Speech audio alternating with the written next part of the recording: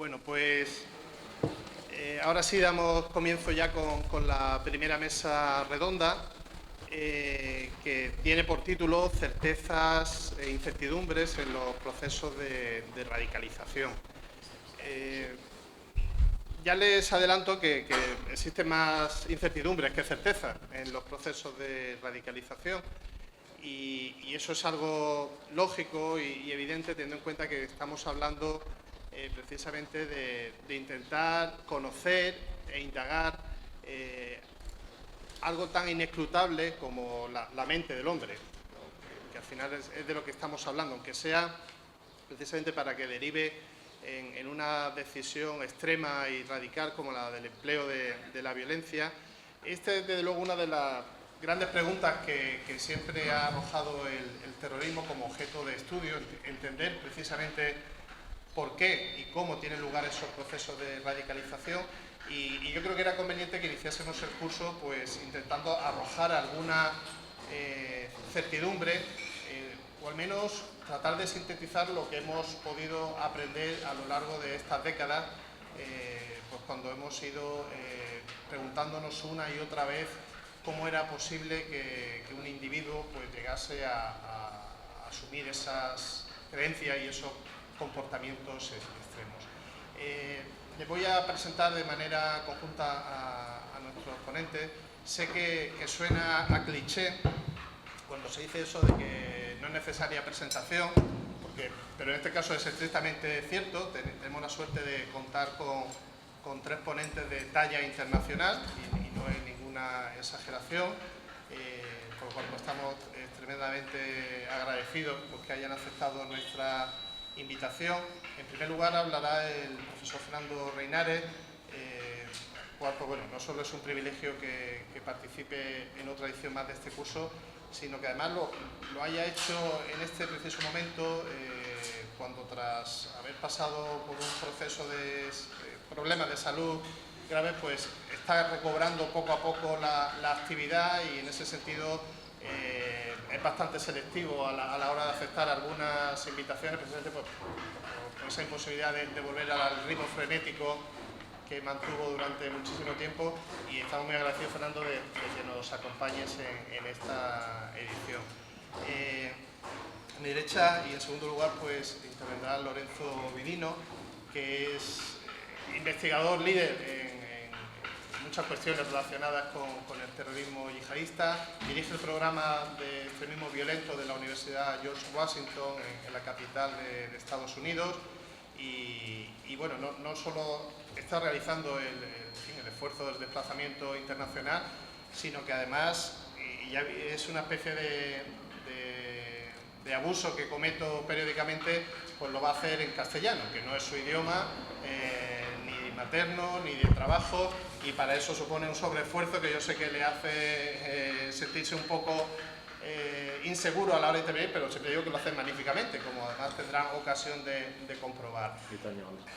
Y por último, Diego Muro, que es profesor de Relaciones Internacionales en la Universidad de St. Andrews, que también es un centro de referencia históricamente en los estudios sobre terrorismo, y que hay que agradecerle también pues ese esfuerzo que va a realizar para realmente hacer una síntesis, ¿no?, de un tema tan complejo como el que planteamos, donde al final, incluso para una persona en fin, con un expertise y unos conocimientos tan profundos como él, pues a veces es mucho más difícil ser concreto y sincrético, o llevar a cabo una síntesis de algo que se conoce mucho, que hablar en extenso de un tema que se domine, ¿no? Tendremos ocasión, después de las intervenciones iniciales, de un coloquio, como sucederá en todas las mesas redondas, así que ya les animo desde este momento a que no dejen en el tintero ninguna pregunta o intervención, que seguro que será muy en fin, contribuirá al debate, ¿no?, que es de lo que se trata. Así que sin más, pues tiene la palabra Fernando, estamos deseando verle.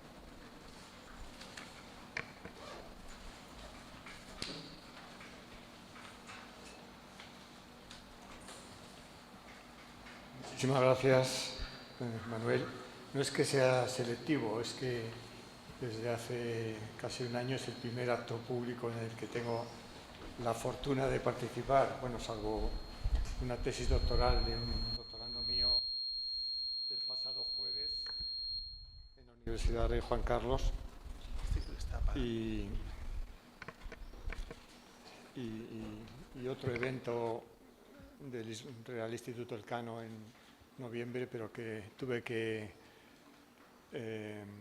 al que tuve que contribuir desde casa por vía telemática, en remoto. Así que muchísimas gracias por permitirme estar aquí, que es un privilegio que ahora vivo todavía con más hondura. Y muchas gracias, por supuesto, a la Fundación de Víctimas del Terrorismo y a la Fundación del Centro Memorial de Víctimas del Terrorismo, que, por cierto, me acoge en un periodo sabático a partir del próximo mes de septiembre, por lo que como no puedo estar más agradecido. Por supuesto, es un placer compartir un panel con académicos, con compañeros tan distinguidos como los que tienen hoy con ustedes, ¿no? Y aquellos o aquellas que estuvieran en la primera fila no se asusten por esto, porque no es solamente para poder ilustrar alguna idea, ¿no? Bueno, el caso es que, si les parece, voy a empezar por lo último, por la idea central que quería transmitirles, ¿no?, en relación con los procesos de radicalización y el terrorismo yihadista, que es el objeto de este curso. Y la idea central que quiero transmitirles y a la que quiero llegar es la siguiente. A la hora de explicar la radicalización yihadista, tanto en el mundo académico como desde la percepción generalizada que existe en nuestras sociedades europeas o occidentales, se han sobreestimado la importancia de los factores estructurales y se ha infravalorado la importancia de los factores personales. Hay determinados yihadistas para los cuales sí que resulta más aparente la importancia de los factores personales, en concreto de los problemas de salud mental. Me refiero a los llamados actores individuales, ¿no? Individuos como precisamente el terrorista que perpetró el atentado de Algeciras este año y al cual ya se han referido anteriormente, ¿no? Y es más fácil hacer esa vinculación porque la incidencia de problemas de salud mental es muy alta entre este segmento del mundo terrorista comparada con la incidencia de salud mental en individuos que pertenecen a células, a grupos, a organizaciones, ¿no?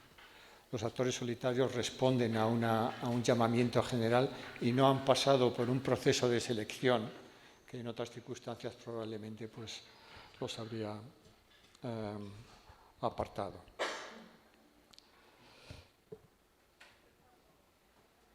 Así que voy a referirme en los minutos que tengo a los determinantes del proceso de radicalización y a tratar de ahondar con evidencia empírica en los factores subyacentes a esa situación, digamos, llamémosla para entendernos, de crisis que determinados individuos, por la que determinados individuos atraviesan, que los hace vulnerables a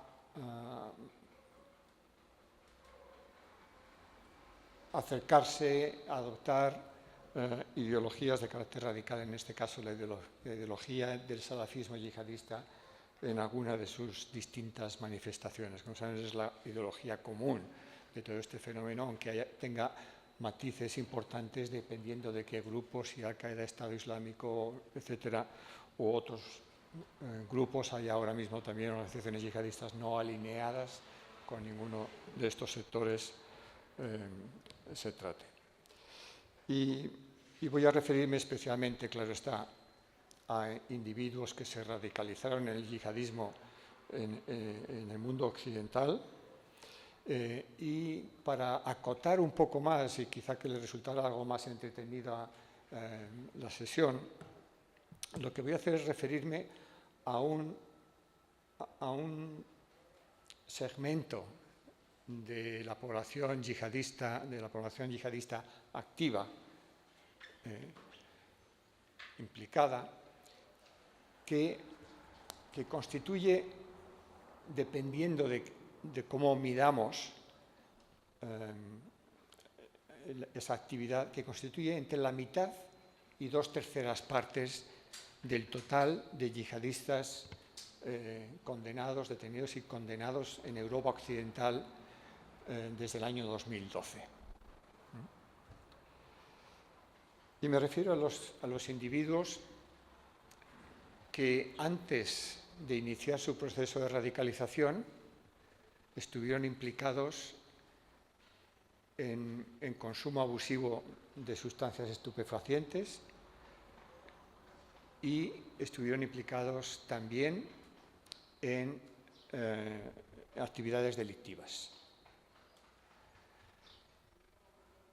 De hecho, si nos referimos exclusivamente al número de individuos que estuvo a la vez, que tuvo tanto implicado en abuso de sustancias, consumo de drogas, etcétera, adicción, y a la vez en actividades criminales, pues estamos hablando de en torno a la mitad de los yihadistas activos en Europa Occidental. Y en relación con esa categoría de individuos, pues voy a referirme a yihadistas activos en España que han sido detenidos o que han sido detenidos y condenados en España por actividades relacionadas con el terrorismo yihadista. Individuos que antes de mi salida del Real Instituto Elcano no, porque ahora soy investigador asociado distinguido. Queda muy bonito, ¿no?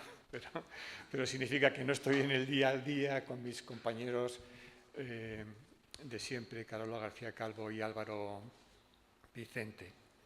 Pero sí que tuvimos ocasión durante el tiempo de la pandemia y más allá, a partir de inicios de 2020 y después de años peleando por esa posibilidad, tuvimos la ocasión de visitar más de una veintena de centros penitenciarios españoles y entrevistar a yihadistas en prisión. Entrevistas largas, semiestructuradas, en la que, tiene su componente deductivo porque están inspiradas en teorizaciones que ya conocíamos sobre radicalización yihadista, pero también tiene un fuerte componente inductivo, ¿no? En una publicación que llevó a cabo en el año 2010 mi querido compañero Lorenzo Vidino, él habla de la radicalización de una forma que me gusta mucho, es decir, como un proceso altamente individualizado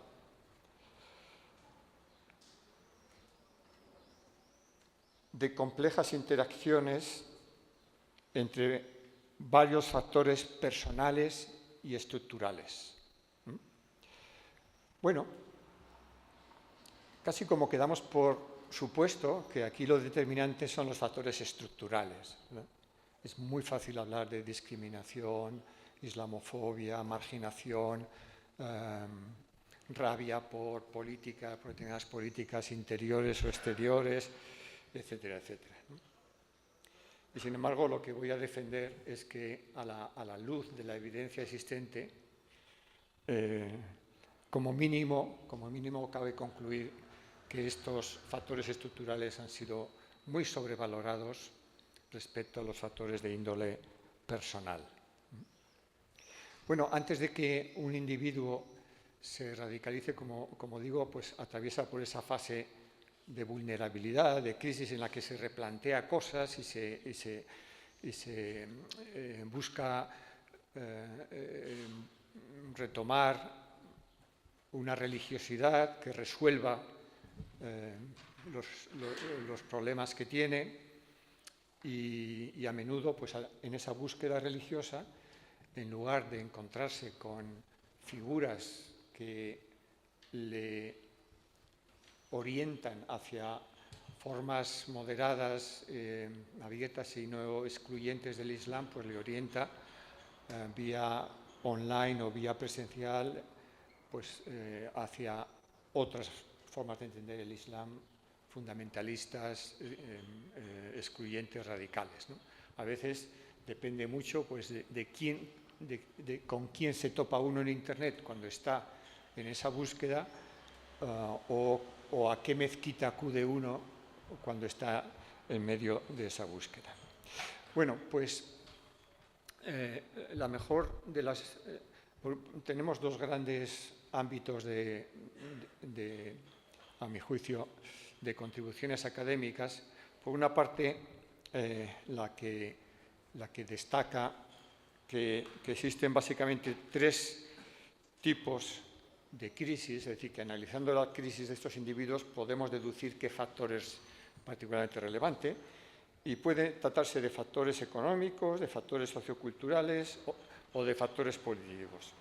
Y el principal autor, y además tiene un gran trabajo, uno de los trabajos pioneros en los estudios de radicalización islamista, yihadista propiamente en Europa Occidental, dice textualmente, y lo dice de este modo: a esto añadiría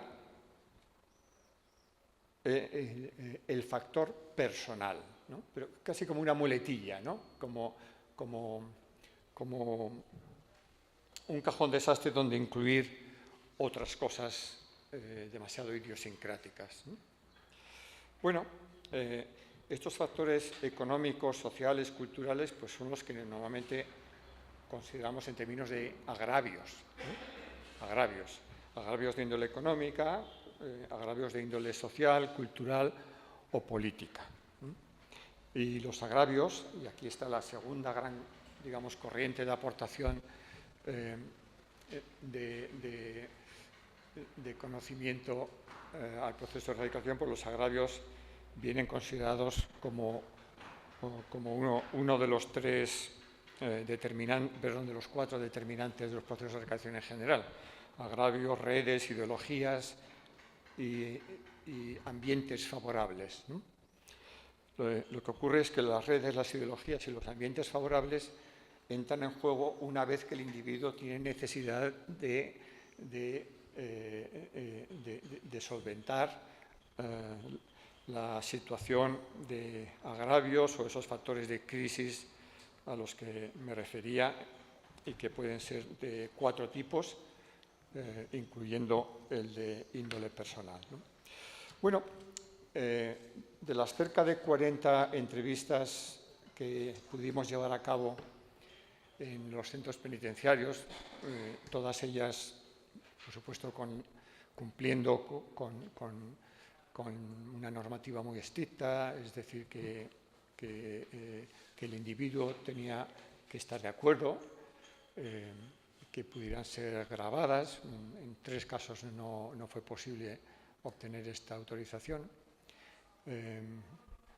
Pues entre una tercera parte y una cuarta parte corresponden a individuos que se vieron implicados en actividades de terrorismo yihadista de uno u otro modo, desde colaborar financieramente aquí hasta irse de combatiente terrorista extranjero a Siria,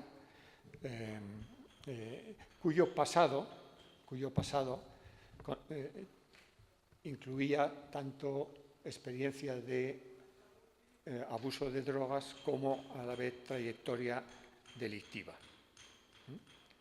Es decir, que la crisis de estos individuos vino después de eso, y a partir de eso fue cuando empezaron su búsqueda religiosa y completaron su proceso de radicalización, finalmente implicándose.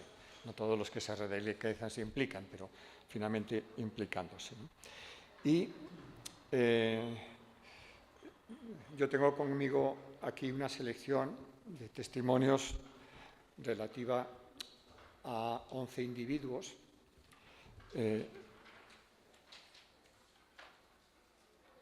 7 de los cuales pertenecen a un ámbito considerado especialmente vulnerable en nuestros días, segundas generaciones, o sea, son jóvenes nacidos o crecidos en España, pero descendientes de padres provenientes de países mayoritariamente musulmanes, Marruecos, Argelia, Turquía, Túnez en este caso, etc. Y los otros casos son o bien en dos casos primera generación o en dos casos también conversos. Bueno, pues fíjense, ¿cómo sabemos, claro está, cuál es la evidencia, cuáles son los datos? Nuestro estudio es cualitativo.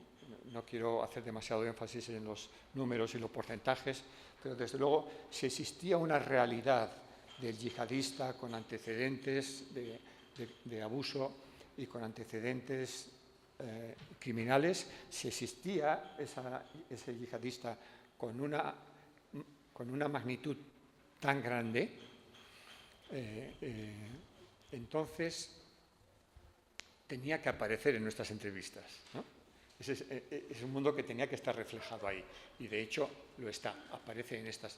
El porcentaje, insisto que no quiero enfatizar ese tipo de cosas porque no es algo menor que el que se da en otros estudios, porque nuestros entrevistados incluyen a individuos cuyo nivel de actividad no pasó de Internet, ¿no? Por muy activos que fueran y por muchos contactos que tuvieran, pero no se implicaron en otro tipo de tareas propias de la colaboración o la participación en actos terroristas dentro o fuera de España, ¿no? Pero fíjense, individuos que tienen además en común, casi todos ellos, una característica importante, que abandonaron de forma muy temprana la escuela, ¿no? 12, 14, 16 años como muy tarde. Es decir, que por su cuenta, eso fue una decisión personal, abandonaron la escuela, ¿no? En el caso de España, por cierto, esto es algo, estoy escribiendo ahora sobre ello. Nosotros tenemos una circunstancia especial con las segundas generaciones, porque a diferencia de otros países europeos, nosotros tenemos segundas generaciones que están en situación de diáspora, entendiendo el término lo más neutral posible, inmigrantes y descendientes de inmigrantes procedentes de un mismo país, o sector, ámbito cultural, etc., ¿no? Es decir, que viven yihadistas que han vivido en Cataluña, o que han vivido en Madrid, o han vivido en Valencia, o en La Rioja, etc. Pero en España tenemos algo excepcional, único, que permite un tratamiento comparado, que hoy no voy a hacer para no aburrirles, pero que si Florencio me facilita una mesa adecuada y yo llevo el portátil y tenemos tiempo, pues podré transmitirles en forma de publicaciones a partir del próximo otoño. Y se trata de los yihadistas segunda generación, pero que viven en España, pero no en situación de diáspora. ¿Y por qué existe esa circunstancia tan peculiar en España? Al fin y al cabo, los que han vivido en en Figueras o en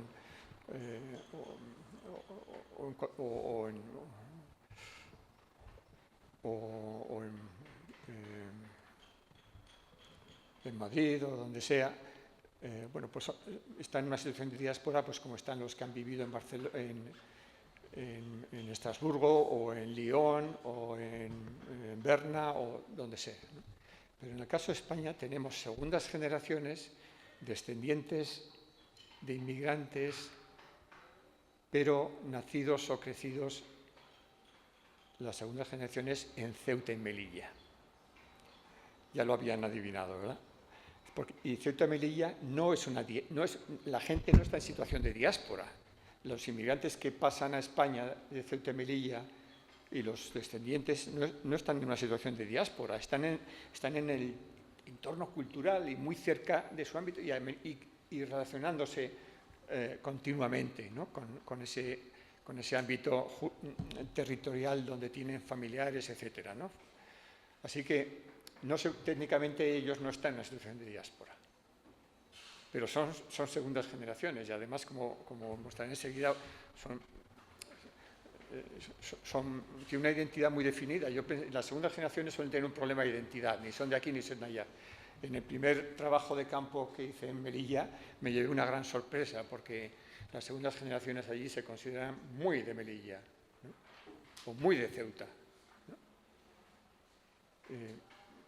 Luego ya puede variar el énfasis con el que dicen español, ¿no? Pero sobre todo de Ceuta y de Melilla, y en la mayor parte de los casos sin rechazar el componente español de su identidad, ¿no? Pero fíjense estos individuos. Bueno, pues el tipo de personas a las que me refiero. Bueno, no me gustaba el colegio. Estaba en otro mundo ahí, tomaba yo pastillas, sí, 12, 13 años, ya empecé a tomar pastillas en el barrio, ver todo el mundo lo mismo, ya está, mezclarte con alguna clase de gente pues que tomaban todos pastillas, pues todos pastillas. Bueno, como empieza un individuo a una edad temprana, 12 años, ¿no? Empieza un proceso que luego se complica más, ¿no? Empecé a fumar a los 14 años. Después de ahí salté a los porros, al cannabis, a fumar porros. Después pastillas. Después rebelde, un poco rebelde. Cuando le pido que explique un poco más, dice este otro individuo, dice, en ese tiempo ya llegaron los tripis. Si habéis escuchado tripis que vienen de Holanda, que son... Bueno, entonces me explica cómo se consume, se empieza a chupar un tripi, lo tragas, empiezas a beber agua y te sube, ¿no? Estoy leyendo literalmente sus expresiones, ¿no? Otro que dejó los estudios muy tempranos, ¿no? Dice, pues me enganché a los porros con 15 años, viviendo ahí de noche, etcétera. No les aburro con todo el testimonio, que es siempre muy largo. Otro que abandonó por decisión propia el colegio. Cuando digo por decisión propia, quiero decir que en la mayor parte de estos casos, contra la voluntad de las familias, contra la voluntad de sus tutores, contra la voluntad de la administración en aquellas situaciones en las que tenían a alguien, digamos, supervisándolo, ¿no? Dejé los estudios, empecé un poco en el mundo de las drogas y tal. A los 14 es cuando empecé a probar. A los 15, hace una pausa, a los 15 ya empecé con los porros, y de ahí ya salté a la cocaína y luego el mundo de la noche, pues sales de fiesta y bueno, pues ya no quiso dar más detalles de aquello, ¿no? Otro pues dice, pues del 2011 al 2014, que es cuando tiene su crisis y empieza un proceso entra en una crisis y en ese momento de apertura cognitiva que además le lleva a una búsqueda religiosa en un contexto de conflicto internacional movilizando yihadistas, ¿no? Como Siria, ¿no? que claro, sé que tiene en algunos casos incidencia. Dice, pues 2011 a 2014 yo ahí bebí, bueno, él lo explica con mucho más detalle, dice, eso sí, no bebía para placer, tú bebes para party, dice, ¿no? Para fiesta, para estar borracho y y supuestamente pues disfrutar mejor de las cosas, ¿no? Pues este es el cariz de individuos que tenemos, ¿no? En algunos pues en todos periodos multianuales, en algunos casos pues desde la adicción a las pastillas que les lleva a la cocaína, drogas, otros, bueno, empiezan de un modo que normalmente se va complicando a lo largo del tiempo, ¿no? Que va incrementándose la intensidad y el número de sustancias de las que abusan, ¿no? Bueno, muy a menudo, estos individuos que abusan de sustancias, y en particular de la droga, sea desde el cannabis hasta la cocaína o la heroína, pues son individuos que acaban en actividades delictivas. Uno de ellos lo dice de este modo: bueno, el mundo de la droga era así, es así. Para meterte la droga tienes que robar, tienes que delinquir. Es el mundo de la delincuencia. Coger, vender, para consumir.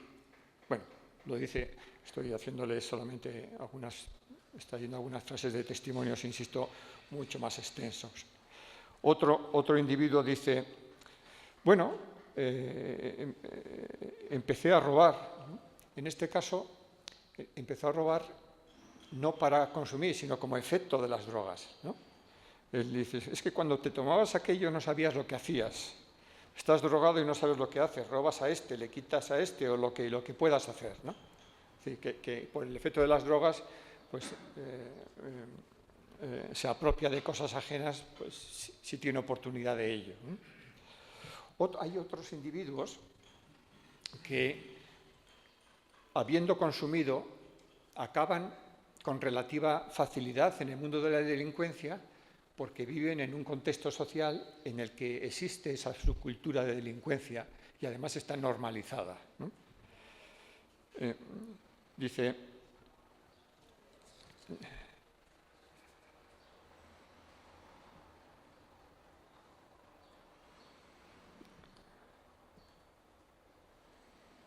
bueno, ahora lo encontraré. Ahora lo encontraré. Uno de ellos dice, yo he sido callejero, muy callejero, ¿me entiendes? Para nosotros los hombres, es decir, se refiere a los hijos varones de su familia, pues salimos unos traficantes de bandas y esas cosas, a pesar de los esfuerzos que su padre hizo para sacarlos de ese mundo, que los hizo, porque era una familia además de clase media. A los 17 años ya me cogieron por robo, siendo menor, a los 18 por atentado a la autoridad, bueno, otra experiencia. Y luego hay quienes se han dedicado a la delincuencia, pero solamente hay un caso, ¿no? Que tenía una pandilla de jóvenes, de adolescentes que robaban motos, pero como que le dice, aunque robaba motos, pues nunca me han pillado, ¿no?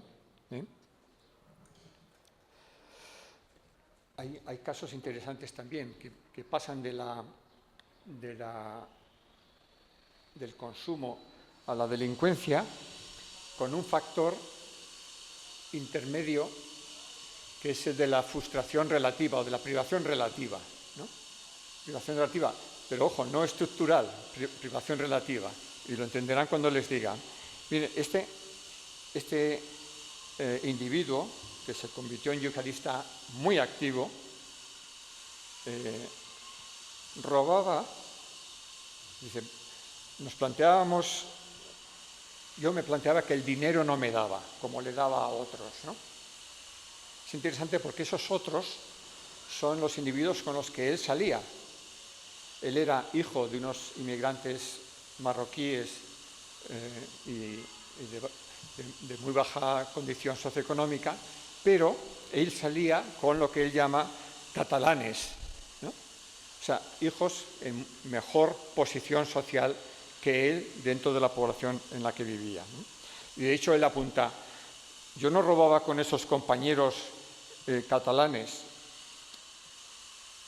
sino con otros que dice, no precisamente con la gente que delinquía andaba yo, ¿no? O sea, tenía su grupo de fiesta con consumo de drogas y luego el grupo con los que delinquía, que no sabemos demasiado sobre ellos, pero es interesante, ¿no? Y luego dice, bueno, porque no le daba a él como le daba a otros, ¿no? Como le daba a otros para consumir, para comprar cosas, y de hecho esto está tan alejado de un problema de privación relativa relacionado con un factor estructural que dice, bueno, tampoco delinquía todos los días, algún palo que otro, una vez al mes para comprar ropa, para poder ir bien, para poder ir como cualquiera, porque uno se harta de vestir del Decatlón, ¿sabes? Concluye su comentario, ¿no? Bueno, sí, la subcultura a la que me refería, que creo que habré mal colocado el testimonio, pues eran de individuos que acaban en el ámbito de la delincuencia, por ejemplo, en Ceuta, en el barrio del Príncipe, y dicen, bueno, pero es allí lo normal era que nosotros abandonáramos pronto el colegio y en lugar de pasar al instituto y hacer una carrera, pues nos dedicáramos a lo que se dedicaba la mayor parte de las familias, que era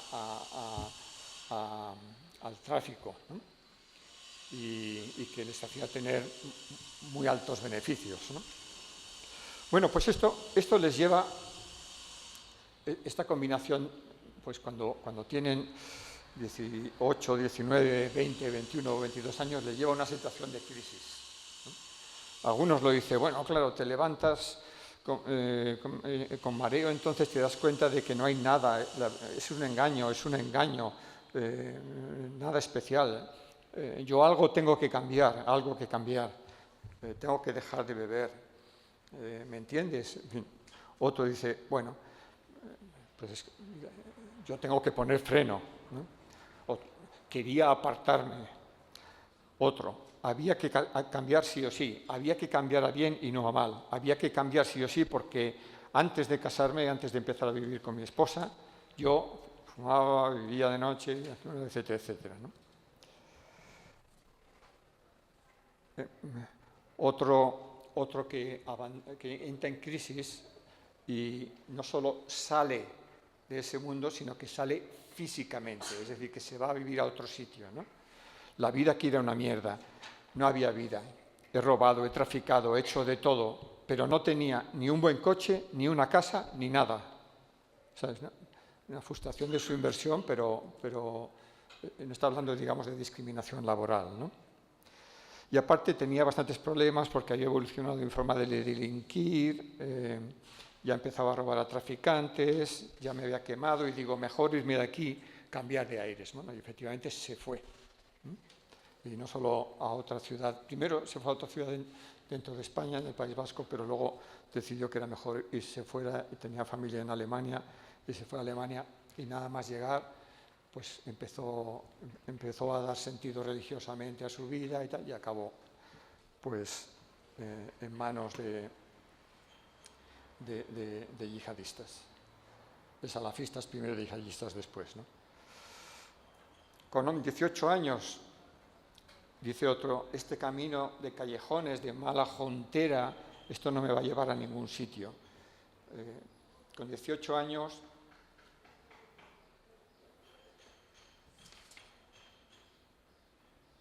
bueno, dice otro, bueno, pues en esta vida no puedo seguir, ¿no? Conclusión de unas grandes parrafadas sobre esa situación, ¿no? Otras veces tiene que darse una circunstancia precipitante explícita, ¿no? Por ejemplo, ¿qué le pasa a este? Dice, mi pareja estaba durmiendo, no quería que viera lo que estaba haciendo. Bueno, este era el único, digamos, que tenía una pareja, que en el momento en que se produce su crisis tenía una pareja fuera de matrimonio, que eso ya le generaba muchos problemas, pero bueno, dice, mi pareja estaba durmiendo, no quería que viera lo que estaba haciendo. Me compré 7 o 8 gramos y eran para venderlos y para sacarme algo de dinero.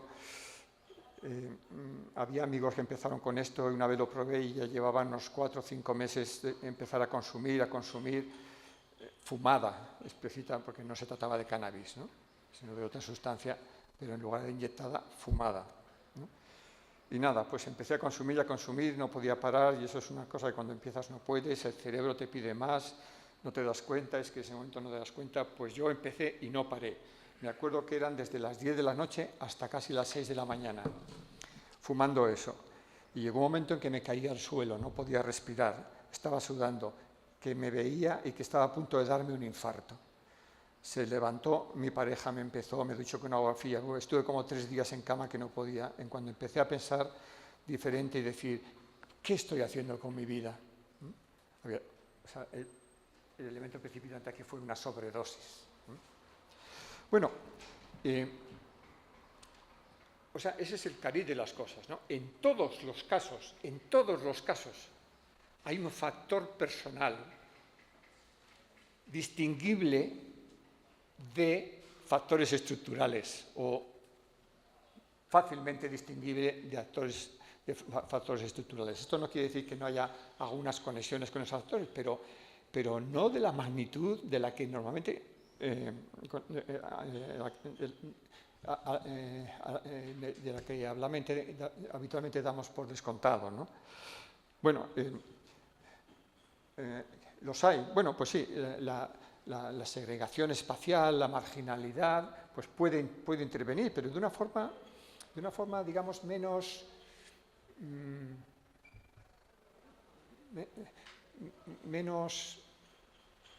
periférica de lo que pudiéramos considerar, ¿no? Aquí está la cita que estaba buscando. El barrio en el que yo he vivido es un barrio conflictivo, un barrio bastante marginal. Sí, señor, es un barrio marginal. Tú vas a pedir un trabajo y te ven en la documentación que eres del Príncipe y te dicen que sí, que ya te llamaremos. Toma. Pero eso no tiene nada que ver. Eso tiene que ver el barrio. Podría ser Juan Pedro, no tiene por qué ser Yasín. He cambiado el nombre. Con que sea el príncipe Alfonso ya, peligroso, una persona peligrosa.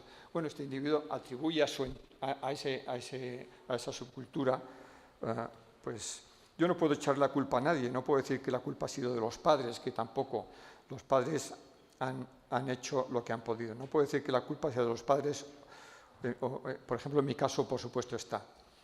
En mi caso, yo no he tenido una carrera y no es por culpa de mis padres.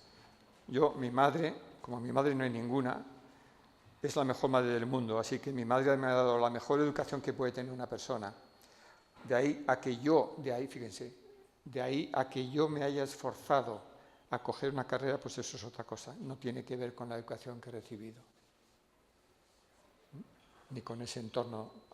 Es decir, estamos hablando de decisiones individuales, ¿no? Este es un hombre que ya después de radicalizarse, de pasar por prisión, hacía la referencia, bueno, pienso a mí que esto me ha pasado por cosas malas que hice en el pasado. Yo creo que Alá me ha castigado por los errores que cometí. En su barrio decía bueno, la venta de droga, trapichear, y no estaba a ojos de las familias, no estaba tan mal vista como debería. La venta de drogas, el tráfico de drogas, era como un trabajo normal y corriente, ¿no?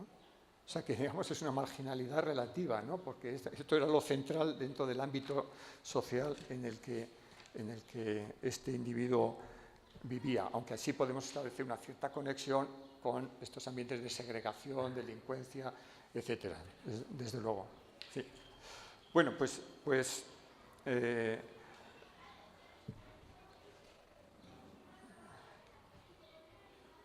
otro, hablando de dónde vivía, dónde creció. Yo he vivido bien allí, nunca me he sentido discriminado. Gracias a Dios me tocó una escuela maravillosa, etcétera, etcétera, ¿no? Otro, pues me daba asco de mí mismo. A mí no me han criado 2 ladrones, me han criado 2 personas trabajadoras, luchadoras. Se refería a sus padres inmigrantes que tenían trabajos no cualificados, ¿no? Me daba asco de sí mismo, el self-hate que también aparece, pero que se presenta aquí en términos de una cuestión personal. Otro, ¿Y qué tal integrado te sentías en tu barrio? Muy integrado, claro, claramente. Claro, bueno, todo bien, hemos tenido suerte. Nosotros fuimos los nuevos, íbamos los nuevos como inmigrantes. Con los que estaban aquí ya, entonces no ha pasado nada, entonces no, todo bien.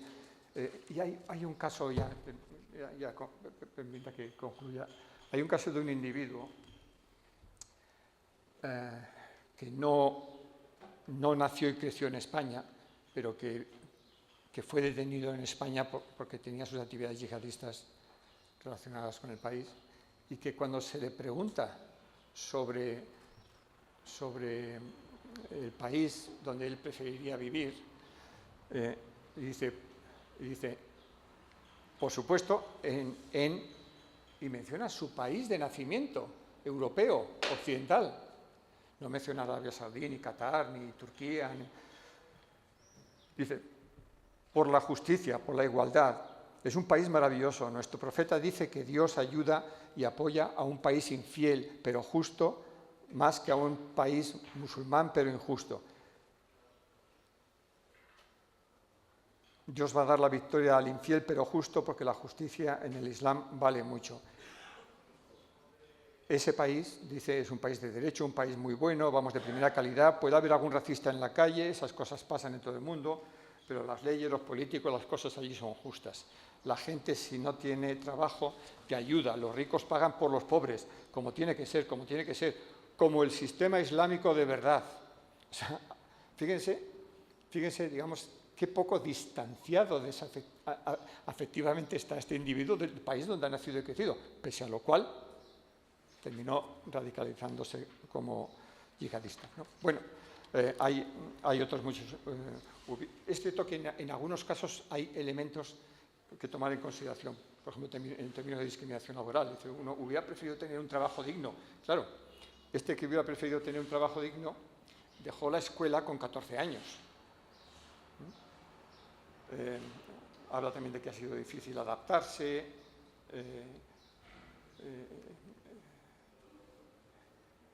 Etcétera. Hay elementos también de los que dicen, pues yo ni de Marruecos, ni de España, Ceuta es mi tierra, por ejemplo, dice uno. Uno dice, yo he sentido esa discriminación desde niño, el racismo está ahí, la discriminación está ahí, dice uno. Hay otro caso en el que él alude a que mientras estaba ahí tapicheando con la droga, también lo de Palestina le preocupaba, pero en la mayor parte de los casos no tenían interés por la política y, por ejemplo, solo se enteran de lo de Siria a partir de que ha empezado su crisis, ¿no? A partir de que quieren cambiar en algo, ¿no?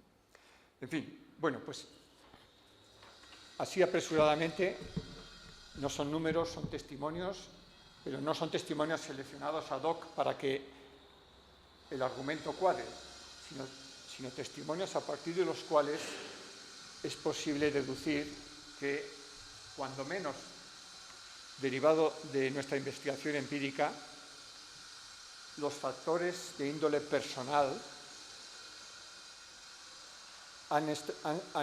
han estado mucho más presentes que los factores de índole estructural, y en términos teóricos pues llevaría a la afirmación con la que inicié mi presentación ante ustedes. Muchas gracias.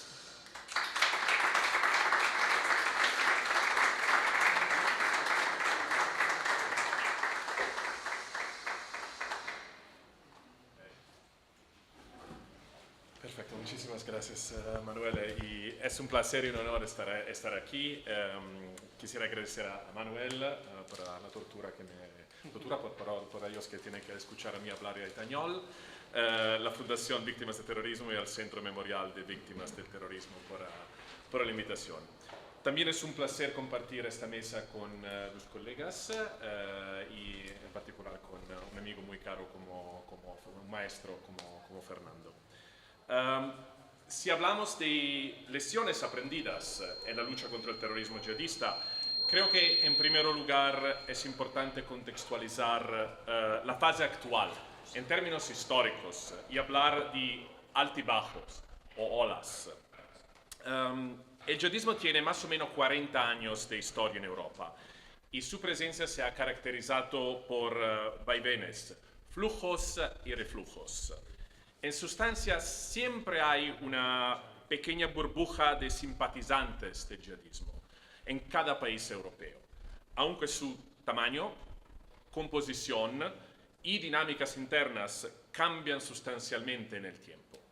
Hay momentos que son provocados en gran medida por importantes acontecimientos que tienen lugar fuera de Occidente, en lo que el número de simpatizantes yihadistas aumenta y los yihadistas se vuelven más activos.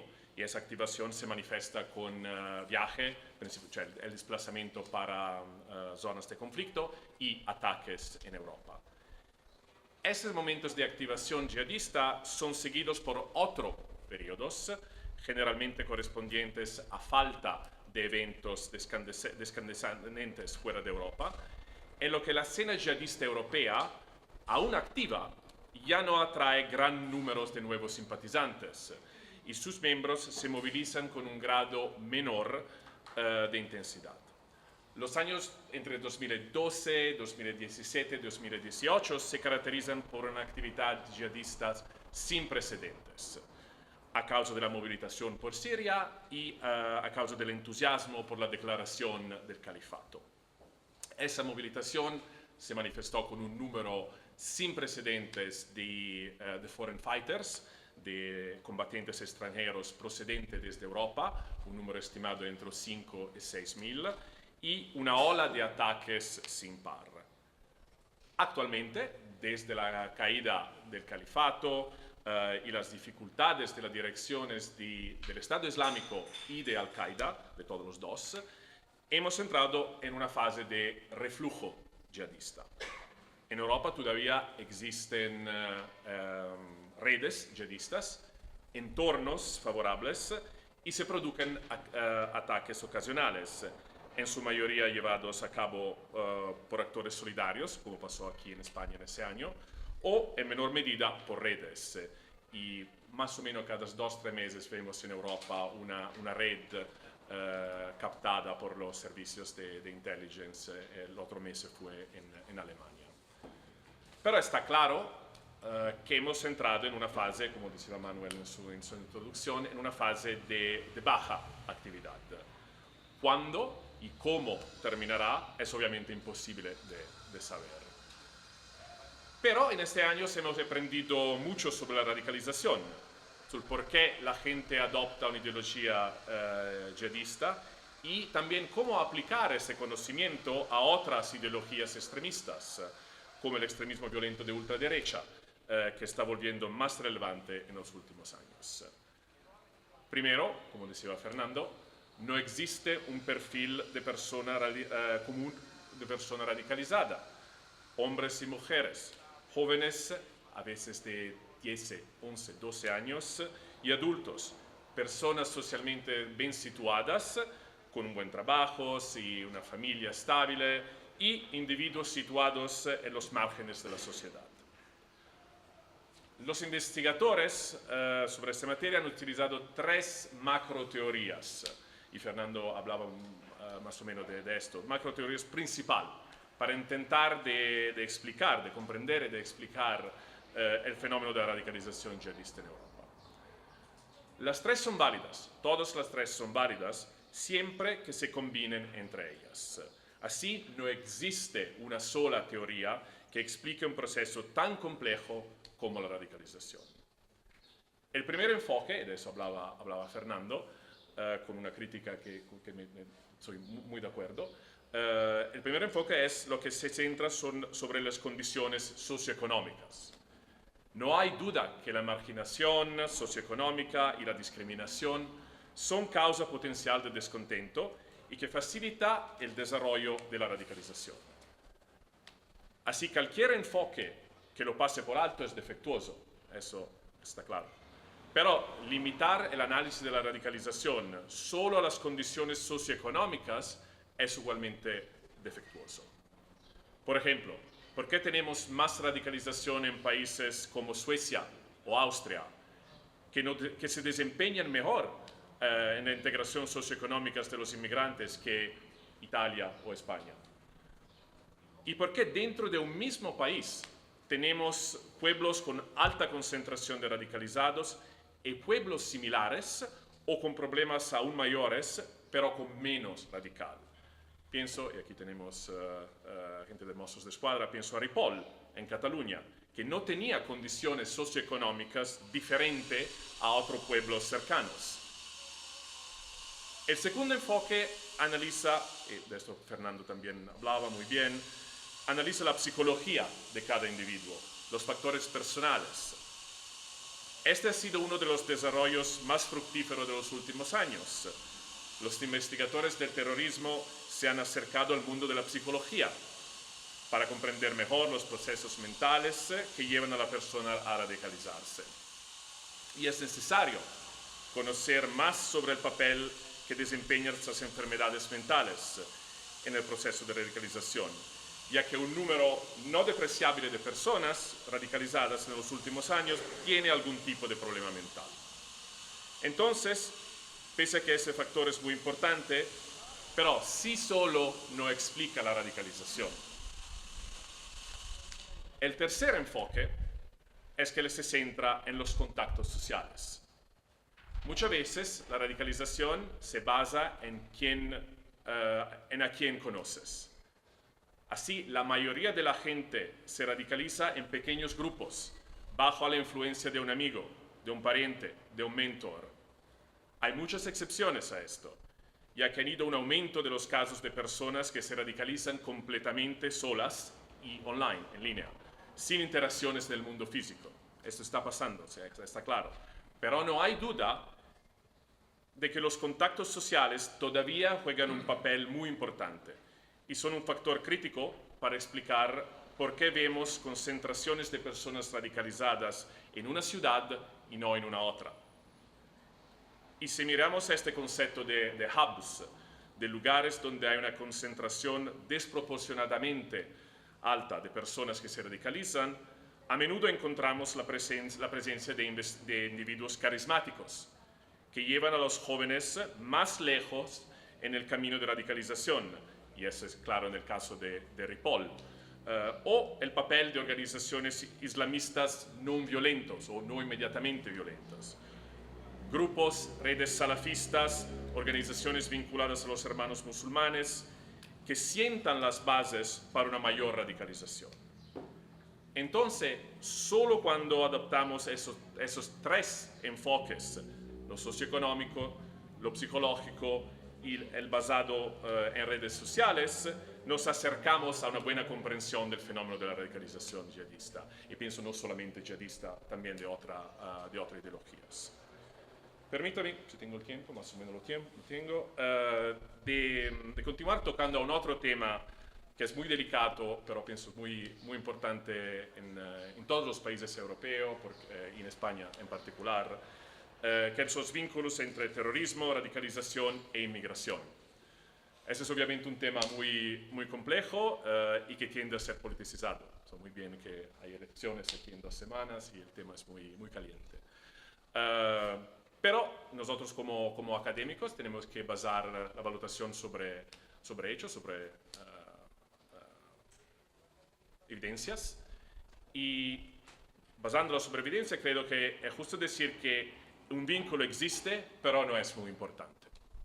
En esencia, la gran mayoría de las personas que han estado involucradas en actividades yihadistas en Europa durante los últimos 10 años son nacidos en Europa, de segunda o tercera generación y con un número importante de conversos. Como ha dicho Fernando en el pasado, en sus libros, en sus escritos, Europa exporta yihadismo. Considerate el altísimo número de europeos que han salido de Europa para unirse a grupos yihadistas. Al mismo tiempo, hay situaciones en las que las deficiencias del sistema de inmigración europeo han sido un factor clave en la generación de incidentes terroristas. Por ejemplo, la facilidad con la que el equipo de perpetradores de los ataques en París de noviembre de 2015 logró infiltrarse en la ola de inmigrantes que llegaron a Europa a través de Grecia y Europa del Este ese verano. y los diversos casos de personas que llegaron a Lampedusa y intentaron realizar atentados poco después. Son solo unos pocos individuos de un flujo de cientos de miles de personas cada año, pero por lo que son estadísticamente insignificantes y sería problemático usar su caso para politicizar el debate. Pero es un tema que los organismos encargados de hacer cumplir la ley y los organismos políticos conocen bien y tienen que trabajar sobre esto. Cuando trabajé como asesor en el gobierno de Renzi y de Gentiloni, éramos muy conscientes de eso y de las implicaciones políticas del debate sobre inmigración y terrorismo. Permítame cerrar con una breve nota sobre el futuro, sobre de qué va a pasar o puede ir a pasar. Y claro que es difícil saber cuál será la próxima fase del yihadismo. Y si tal vez esta crisis que hay ahora no sea temporal, sino permanente. Yo no lo creo, pero nadie lo puede saber. Pero un fenómeno que estamos observando es la hibridación de ideologías, o lo que algunos llaman extremismo sin ideología. O en los Estados Unidos, extremismo, mira, aquí me tienes que ayudarme con porque en inglés es el salad bar extremismo, que pienso que en español puede ser extremismo a buffet. Sí. Marcha, si tiene sentido. Porque me pone extremismo a barra de ensaladas, pero para mí no tiene sentido, el buffet parece mejor, claro. ¿De qué estamos hablando aquí? De jóvenes que pasan sus días en línea y eligen entre muchas ideologías extremistas, incluso aquellas que en teoría son antagónicas entre sí. Yihadismo, ultraderecha, satanismo, school shootings, ataques en escuelas, incel, culto de la ultraviolencia. Los memes de Internet se intercambian a través de medios ideológicos y tenemos personas que se dedican a la violencia sin adaptar a una ideología clara.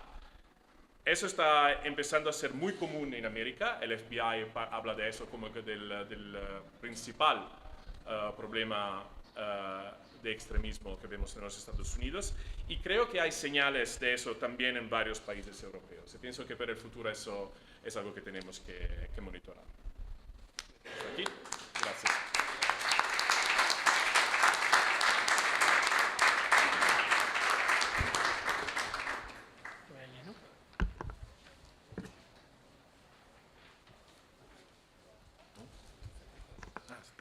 Gracias. Gracias a todos por venir y muchas gracias a mi amigo y colega Manuel Torres por la invitación y a los organizadores. No sé cuántos de vosotros veis la pantalla, yo antes estaba atrás y los de los lados no creo que la podáis ver. Bueno, iré contando un poquito, no sé si aquí hay una silla, dos sillas, si alguien se quiere mover.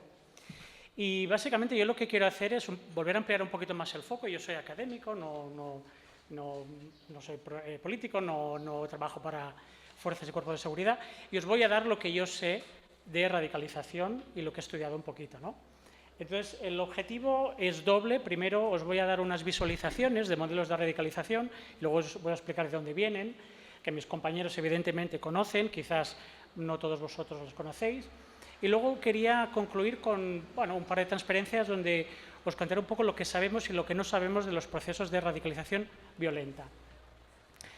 Como ya apuntaba Manuel al principio, hay mucha incertidumbre, pero también tenemos algunas certezas que no solo vienen dadas por los últimos 20-30 años de estudio de la radicalización violenta, sino con los últimos 50 años de estudios de terrorismo. Y de ahí es donde vengo yo.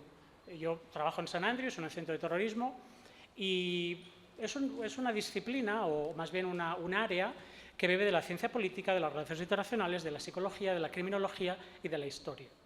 Y todas estas disciplinas han contribuido a darnos un conocimiento sobre radicalización, no solo yihadista, sino de muchos tipos de ideologías, que yo creo que son relevantes para entender lo que pasa y cuándo se crea o cuándo se forma un terrorista.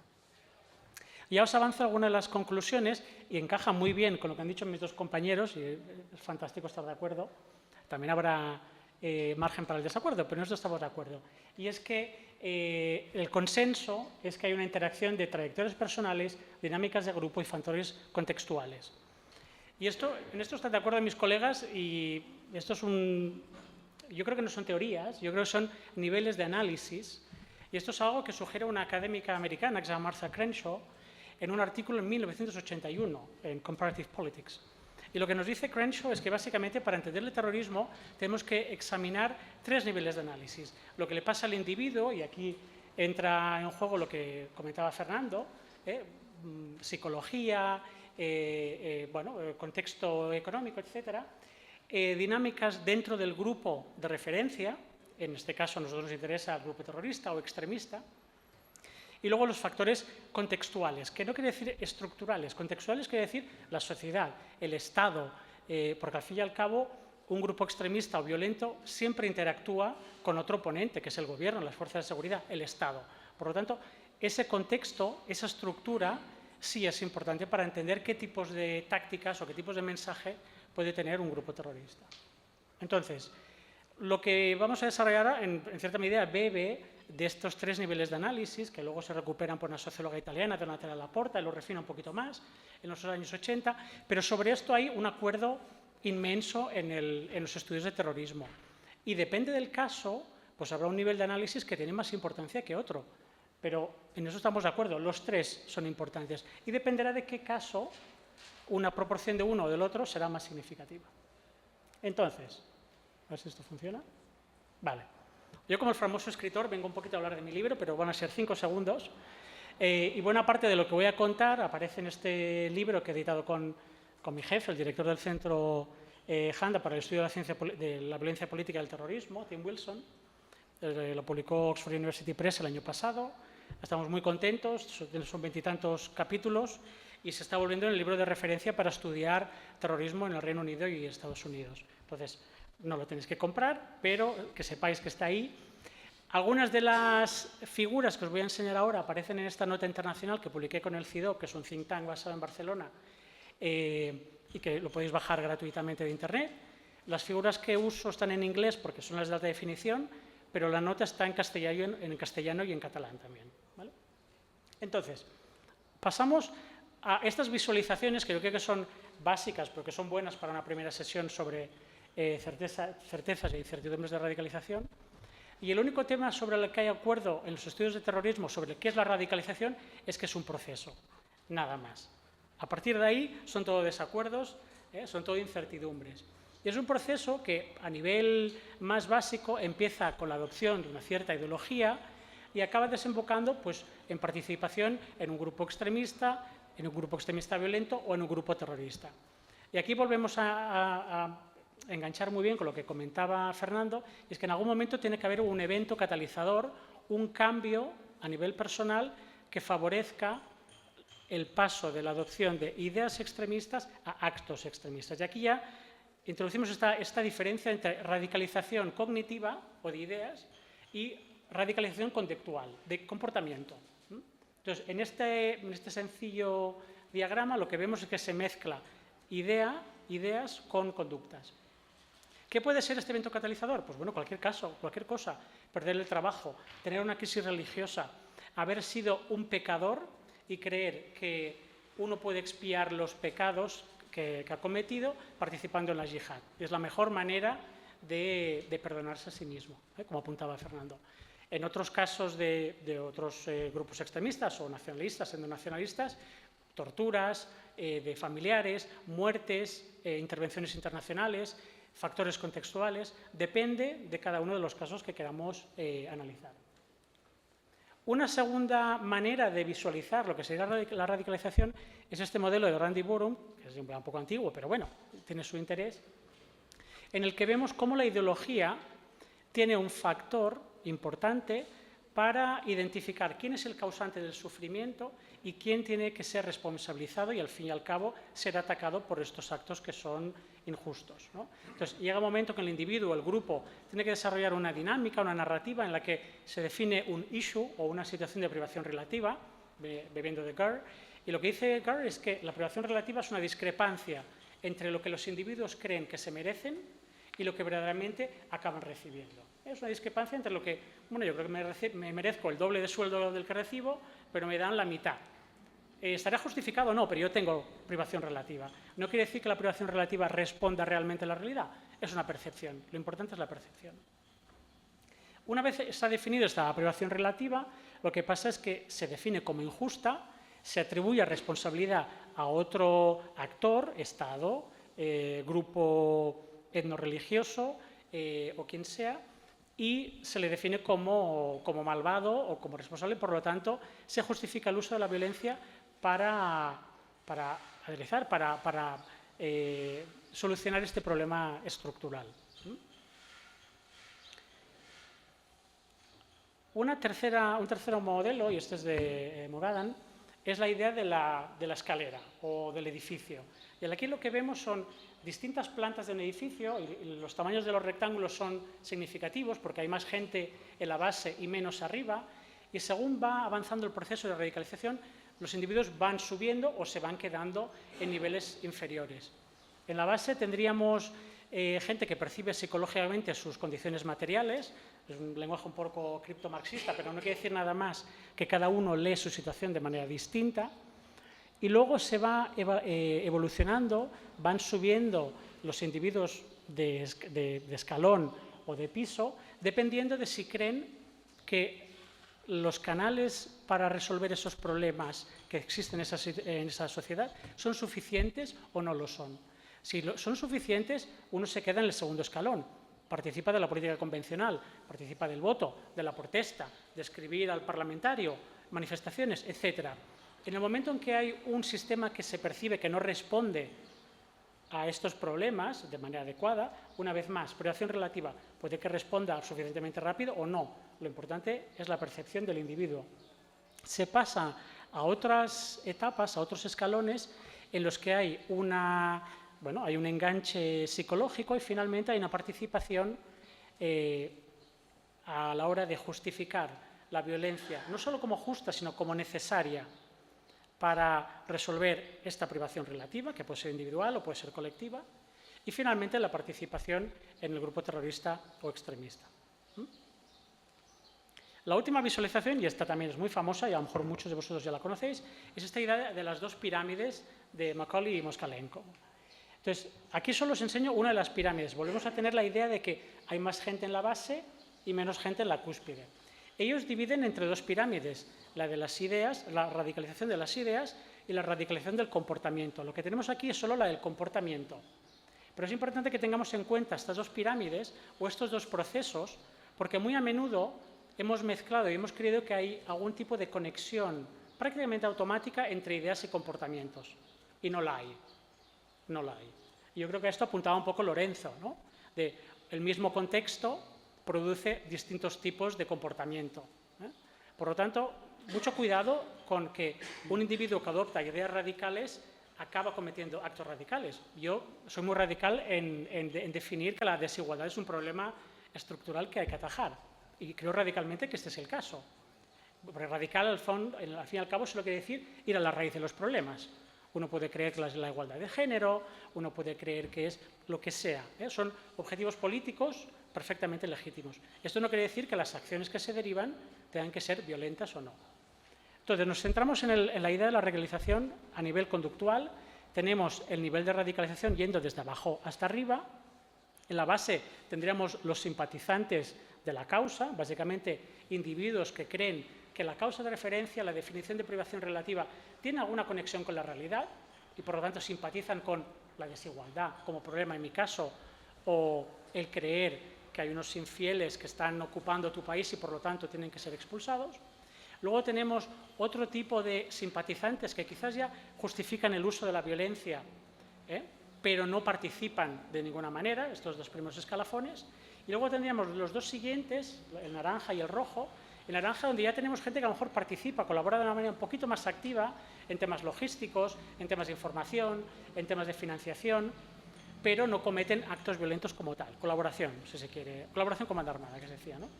Y en el punto final tendríamos ya los activistas, los militantes, los extremistas, los terroristas. A mí esta pirámide me parece interesante por una razón, porque nos permite también traer una analogía que es la del iceberg, ¿no? ¿El iceberg qué es? Es un gran bloque de hielo que flota en el océano. Hay una parte muy visible y luego tenemos una parte muchísimo mayor que está bajo el agua. Yo creo que los dos primeros niveles, el verde y el amarillo, es la parte del iceberg que está debajo del agua.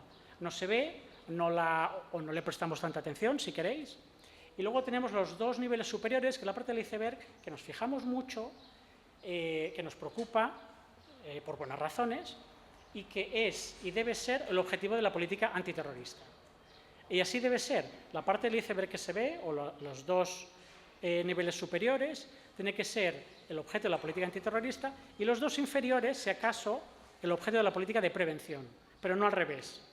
Y no siempre ha sido así. Hay multitud de casos en que la política antiterrorista también se ha centrado en perseguir o en monitorizar gente de los dos niveles inferiores. Gente que quizás tiene ideologías políticas extremistas, pero que no participan de actos que se pueden considerar ilegales. Yo creo que es importante la pirámide y la idea del iceberg para saber distinguir dónde tiene que actuar la política antiterrorista, sobre todo de seguridad. Voy bien de tiempo, ¿no? Vale. Bueno, entonces, ¿qué sabemos y qué no sabemos sobre la radicalización violenta? Bueno, tenemos muchas incertidumbres. La radicalización como paradigma, que en el fondo ha guiado muchos estudios de terrorismo en los últimos 20 años, casi, desde el 2004, es un paradigma muy cuestionado, al menos por la parte que yo conozco de estudios de terrorismo en el mundo anglosajón. ¿Por qué es cuestionado? Porque el concepto en sí mismo está mal definido, es complejo y es muy controvertido. Cada uno usa su definición de radicalización, muy a menudo se mezcla radicalización de ideas y de comportamiento.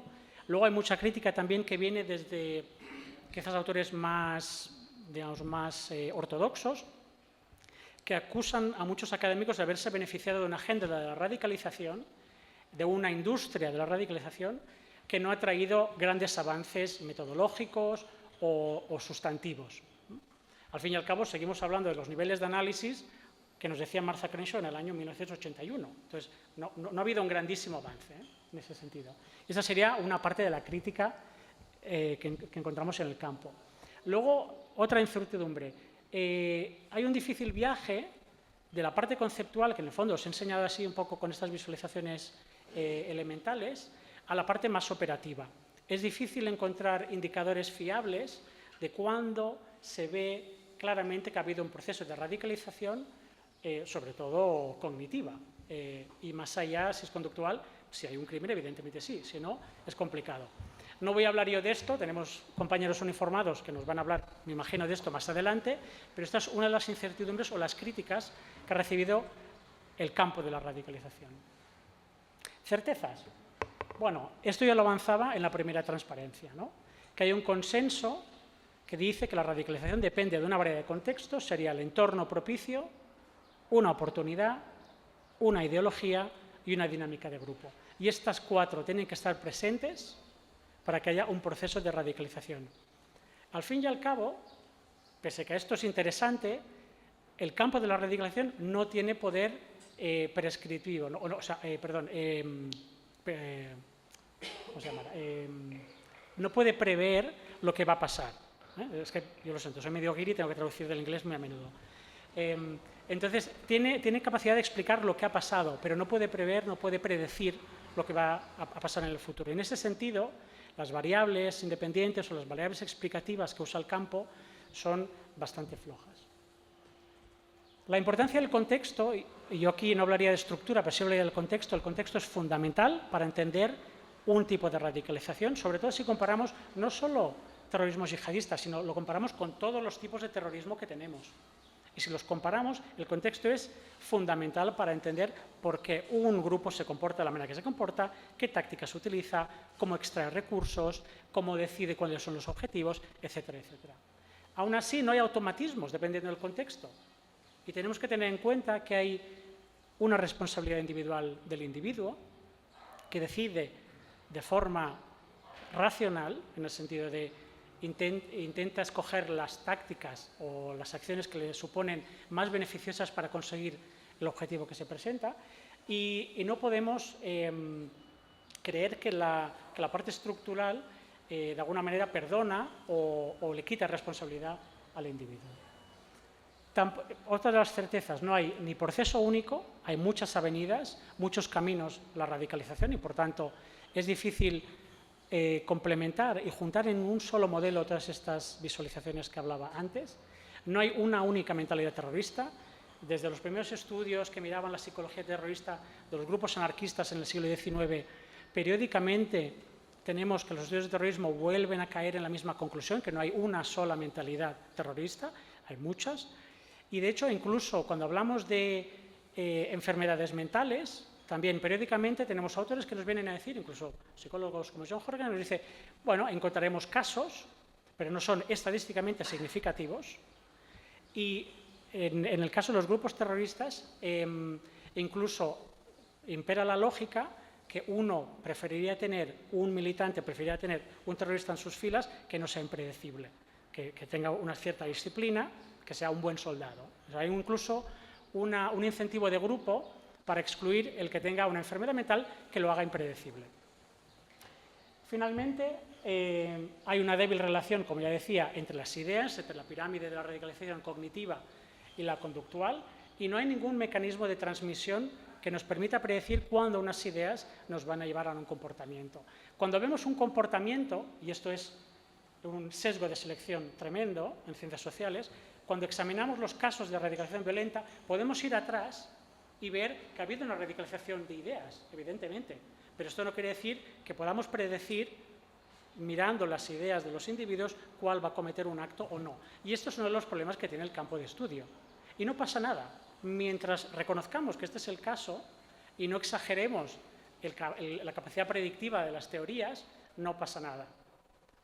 Si miramos lo que hacen los estudios electorales tienen acceso a una infinidad de datos y aún a día de hoy, teniendo en cuenta que tienen datos de las últimas elecciones, datos de panel, individuales, por renta, por barrio, por calle, no saben decirnos quién va a ganar las elecciones del día 23 de junio, ¿verdad?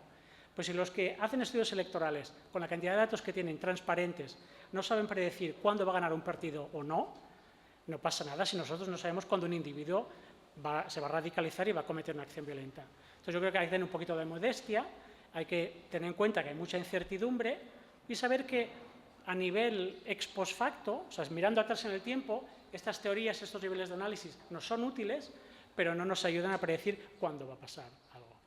Y con esto acabo. Gracias.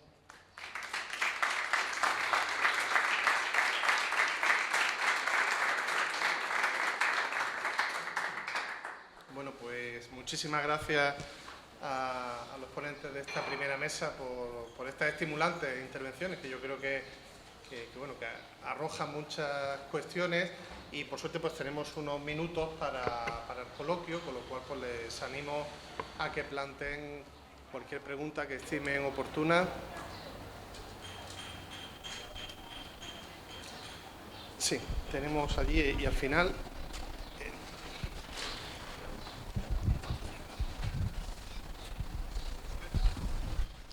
Buenos días, yo soy de la asociación de 11M, afectados del terrorismo, y quería que uno de los factores que no han explicado en qué parte de la pirámide se encuentra es la financiación, que es un tema muy importante, ¿no?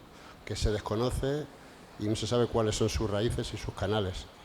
Si me lo podían explicar alguno. Jorge, ayer al final había otra pregunta, así que las agrupamos y...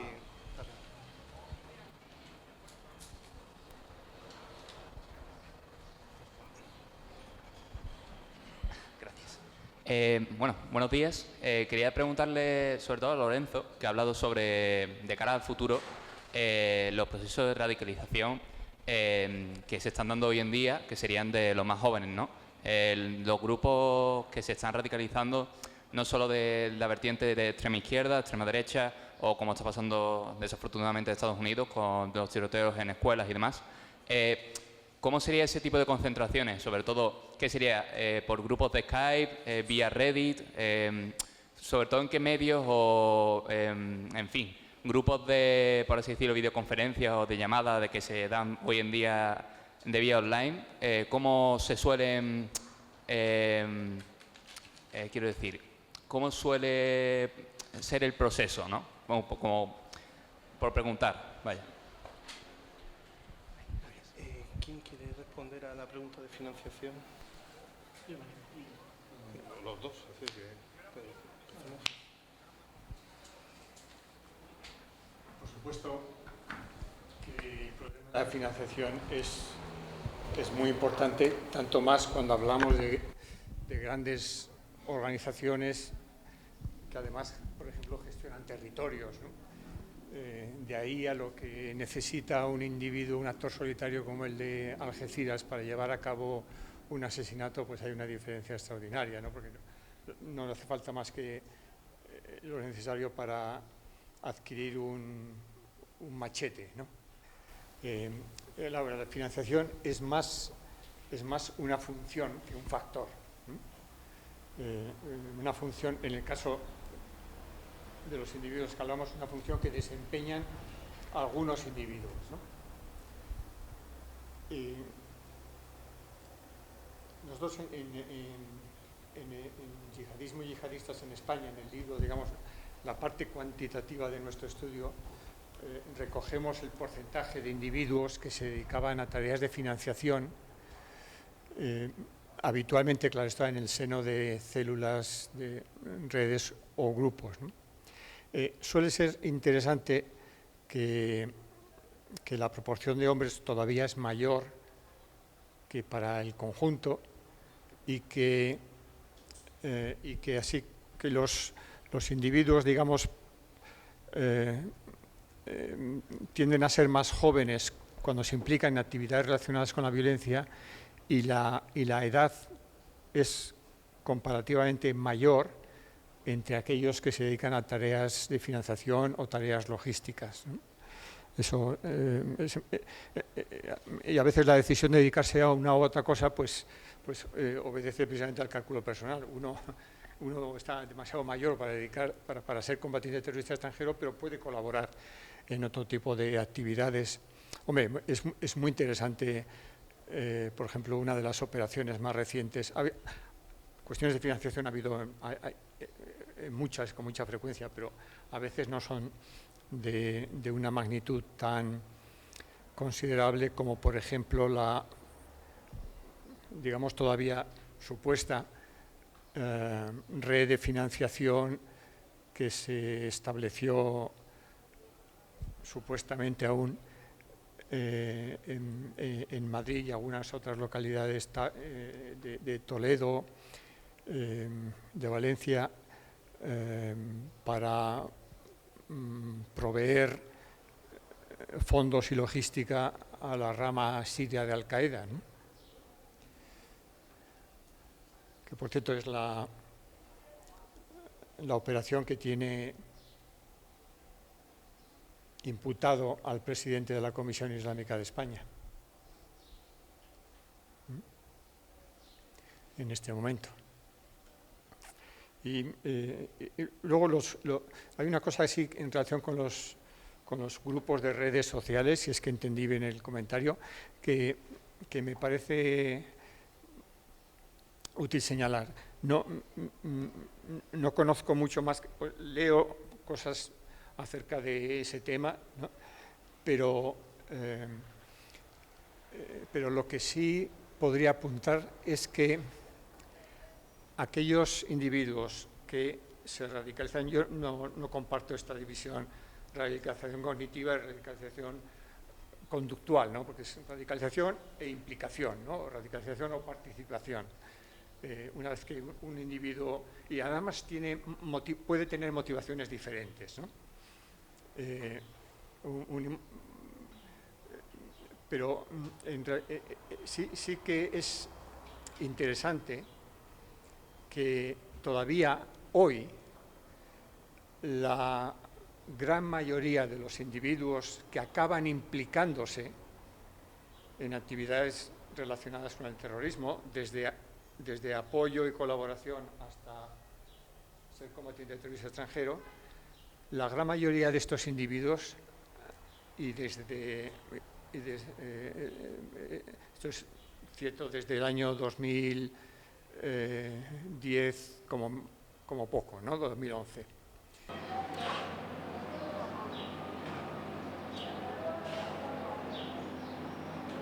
Los que se implican, como digo, no lo han hecho como consecuencia de su radicalización en un entorno online. O sea que nosotros tenemos la estimación de que en 7 de cada 10 casos, un individuo que en España ha acabado justificando moral y utilitariamente actos de violencia o de terrorismo. Recuerden que ellos hablan de terrorismo también de forma natural, ¿no? Porque la palabra irhab está incluida en el Corán, ¿no? Y esa zona que dice infundiremos el terror en el corazón de los infieles, ¿no? O sea, que es lo que les lleva a muchos de ellos, a muchos llamados eruditos a subrayar que, bueno, que el terror, el terrorismo, si es para defender el Islam o hacer avanzar el Islam, ya está digamos, religiosamente establecido en el Corán. Bueno, pues 7 de cada 10 casos, insisto, de los que se han radicalizado y se implican es porque han estado expuestos a un agente de radicalización en persona, y no necesariamente es un imán, puede ser un imán o puede ser un expreso, y además eran individuos que en el momento de decidir implicarse tenían ya conocimiento de algún familiar, de algún amigo o de algún vecino ya implicado, ¿no? Las redes, ¿no? Ideología de redes.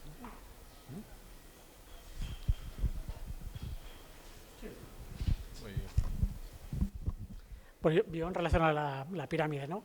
Yo a lo mejor soy muy profesor, yo soy muy pedagógico, a lo mejor digo algo muy obvio y si lo digo, pues luego me lo comentas y ya no sigo por aquí. Pero en ciencias sociales hablamos de causas, entonces la pregunta era de causas, ¿no? La financiación como una causa. Cuando hablamos de causas en ciencias sociales hablamos de variables independientes y dependientes, pero lo simplifico. Uno le chuta una pelota, hay un efecto y la pelota se desplaza, ¿no? Entonces hay un actor, una pelota y un movimiento.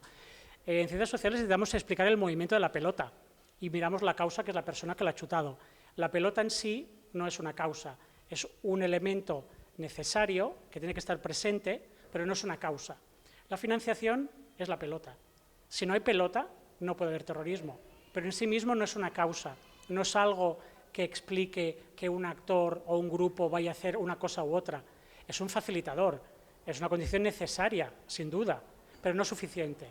Entonces, en sí misma no es una causa que uno tenga dinero o no tenga dinero, es un facilitador, tiene que estar presente siempre, pero yo no hablaría de esto como causa, pues es algo necesario que tiene que estar ahí, pero no es una causa. Sí, contestando a la pregunta sobre el fenómeno de extremismo híbrido que vemos en los Estados Unidos y en Europa también. Claro, un fenómeno de extremismo híbrido es algo que históricamente ha pasado, es muy común que de grupos, o a nivel de grupo, a nivel personal, hay una historia muy importante, pienso a ETA, que históricamente trabajaba con grupos terroristas de otras ideologías, o a nivel personal de sujetos radicalizados que pasaba desde extremismo de extrema derecha a yihadismo. Tenemos ejemplos en muchísimos lugares, también en España históricamente. Y en la mayoría de los casos sí es un fenómeno que pasa en el mundo físico, a través del conocimiento personal. Lo que está pasando en los Estados Unidos y un poquito menos en Europa es un fenómeno relativamente nuevo, de donde no hay un pasaje, una colaboración, hay ese extremismo a buffet, vamos a llamarlo, donde hay en mayoría jóvenes, hablamos de gente muy joven, y es un fenómeno casi exclusivamente online y toda subió una aceleración muy importante con el fenómeno de la pandemia y lockdown y todo, donde hay en espacios relativamente abiertos como Facebook, como Twitter, normalmente inicia la conversación, hay un primer contacto con ciertas ideologías y claro, después que el interés sigue, los individuos se mueven a otras, se marchan a otras plataformas. Y hay toda una cultura, se habla en América de cultura Chan, 4chan, 8chan, que es una subcultura muy particular y donde hay una hibridización ideológica muy evidente. Hay un colla, se llama, glue, el collante, mínimo común denominador, un mínimo común denominador que son el complotismo, el antisemitismo, la homofobia, misoginia. Claro que hay gente que la ultraviolencia, hay gente que tiene una atracción en estas ideas.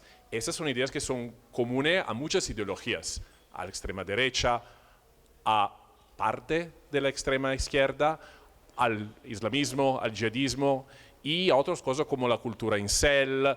Y hay esos espacios online. Es muy difícil de tener un espacio en el mundo físico donde hay una hibridización de ese nivel, pero online es muy común. Y normalmente no hay una dinámica única, hay muchas dinámicas diferentes, pero hay un pasaje desde plataformas más abiertas a plataformas más cerradas, grupos de Telegram, donde hay a nivel muy transnacional esa hibridización.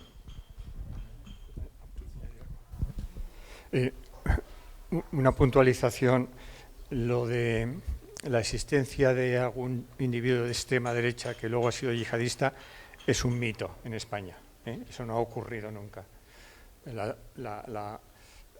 La prensa ha informado erróneamente de esto. Por eso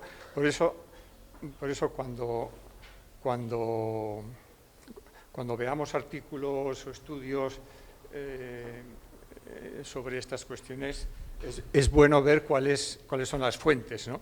Porque a menudo las fuentes de prensa son muy equívocas, ¿no? Cuando no equivocadas, ¿no?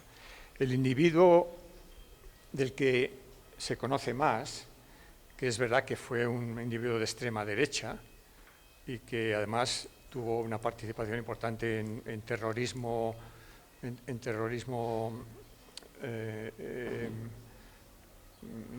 policial, paraestatal. Sin embargo, jamás se convirtió, jamás se hizo musulmán, jamás se convirtió al yihadismo, por tanto, ¿no? Lo que sí hizo es tomar la decisión de que, como le parecía que el yihadismo global era lo que había por ahí más rompedor, pues se fue y formó parte de una organización yihadista en África, en el norte de África, como un miembro que no tenía esa misma ideología, pero que estaba dispuesto a colaborar con ellos. Lo cual me lleva a pensar que, o sea, uno se puede implicar en actividades yihadistas, en actividades de terrorismo yihadista, sin estar previamente radicalizado en el yihadismo. ¿Me explico? Hay muy pocos casos, pero los tenemos. Del mismo modo que alguien se puede implicar, eso sí tenemos unos cuantos casos dignos de estudio, de modo que alguien se puede implicar en actividades relacionadas con el terrorismo yihadista sin haberse radicalizado antes. Tenemos un buen número de casos, ¿no? Un individuo que no estaba radicalizado y se fue y aceptó una propuesta para irse a Siria porque tenía que huir de una persecución que tenía aquí en España. O estoy pensando en una mujer que se radicalizó en Siria y acabó implicada en actividades terroristas en Siria, pero cuando fue y se implicó era simplemente por evitar, una razón de incentivos selectivos, evitar perder algo que quería su novio. Su novio había decidido irse, Y ella, aunque no compartía las ideas, se fue detrás, se implicó y después de la implicación se radicalizó, por no decirles ya cuando fuera de nuestras sociedades, pues a un menor o a un adolescente o un veinteañero en Somalia o en Mali se le puede reclutar por dinero, ¿no? Por dinero. Luego ya se ocuparán de radicalizarlo, pero por dinero, ¿no? A cambio de un sueldo mensual o algo así. Y una cuestión que me parece también interesante, hombre, a un nivel individual de análisis, porque eso nos requeriría tener tanta información de casos individuales concretos, es tanto más difícil, o sea, la probabilidad que podamos calcular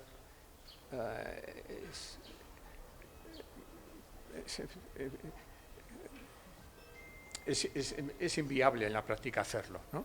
Necesitaríamos muchos datos, insisto, de un gran número de individuos para decir la probabilidad de que éste acabe radicalizado e implicado es mayor que en estos otros casos, ¿no? Ahora, otra cosa es cuando tratamos de hacer el ejercicio, un ejercicio de previsión utilizando datos agregados. Por ejemplo, Carola García Calvo y yo hicimos un estudio sobre Estado Islámico en España, que se publicó en el 2016. De acuerdo con ese estudio, si algo iba a ocurrir en España, iba a ser preferentemente en Cataluña.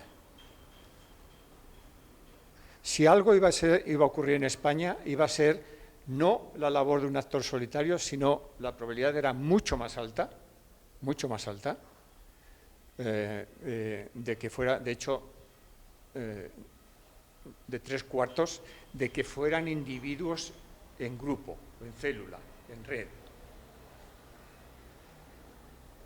Y luego otras cosas más obvias, ¿no? Pues que estuvieran alineados con el Estado Islámico o el tipo de tramos de edades, etcétera, ¿no? O sea que utilizando datos agregados sí que se puede ser audaz, ¿no? Incluso mucho más audaz de lo que fuimos nosotros en ese momento, ¿no? Era solo un comentario. Muy bien. Creo que hay alguna otra pregunta. Lo que sucede es que estamos ya bastante fuera de tiempo, así que, bueno, a nivel particular pues se la puede plantear a los ponentes. Pues, de momento digo porque ya estamos un poco fuera de tiempo, así que, bueno, reiterar el agradecimiento a los miembros de nuestra primera mesa. Y ahora vamos a hacer un descanso de 15 minutos y damos paso a la mesa número 2. Así que muchas gracias.